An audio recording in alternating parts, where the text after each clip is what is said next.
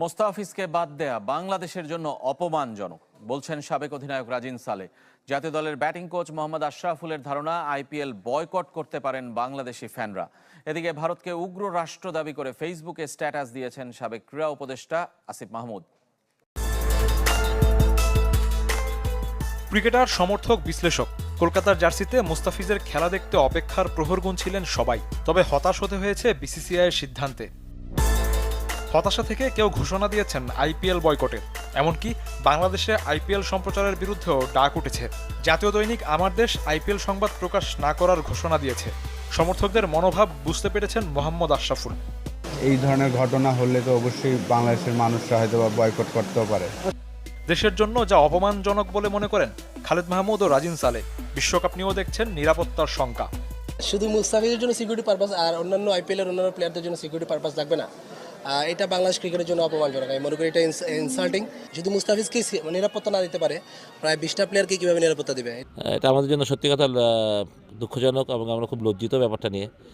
Cricket বোর্ডের হস্তক্ষেপ কামনা করেছেন ফুটবল আর ক্রিকেটের দুই সাবেক অধিনায়ক। আশা করব যে এটা দুই দেশের গভর্নমেন্ট এবং দুই দেশের ক্রিকেট বোর্ড হয়তোবা এই বিষয়টা নিয়ে আলাপ করে ঠিক করে ফেলবে। বিগত সময় কিন্তু এই আইপিএলে খেলেছে। এই বিষয়টা আমার মনে হয় যে আমাদের ক্রিকেট বোর্ডেরও দায়িত্ব রয়েছে। ক্রিকেট বোর্ড এই দায়িত্ব চাইলেই এড়াতে পারবে না।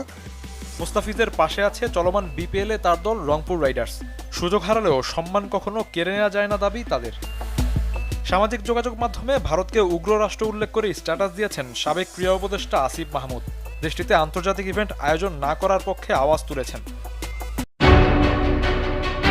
মুস্তাফিজুর রহমানকে আইপিএল থেকে বাদ দেওয়ার সিদ্ধান্ত নিয়েছে ভারতীয় ক্রিকেট বোর্ড বিসিসিআই। বোর্ডের নির্দেশনা মেনে মুস্তাফিজকে বাদ দেওয়ার বিষয়টি নিশ্চিত করেছে তার ফ্র্যাঞ্চাইজি কলকাতা নাইট রাইডার্স। আর এতেই ক্ষুব্ধ প্রতিক্রিয়া জানিয়েছেন অন্তর্বর্তী সরকারের সাবেক ক্রীড়া উপদেষ্টা আসিফ মাহমুদ সজীব ভুইয়া।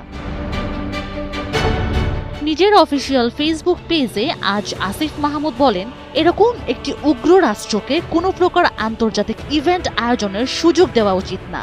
সরকার ও বিসিবির যৌথ উদ্যোগে অপরাপর ক্রিকেট খেলুড়ে দেশের সাথে আলোচনার ভিত্তিতে ভারতকে আন্তর্জাতিক ইভেন্ট আয়োজনের অনুপযুক্ত হিসেবে ঘোষণা করা উচিত।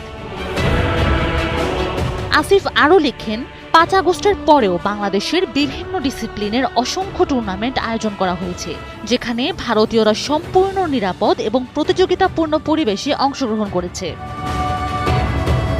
অবশ্য মুস্তাফিজের পাশে দাঁড়িয়েছেন ভারতের কংগ্রেস সাংসদ শশী থারুর।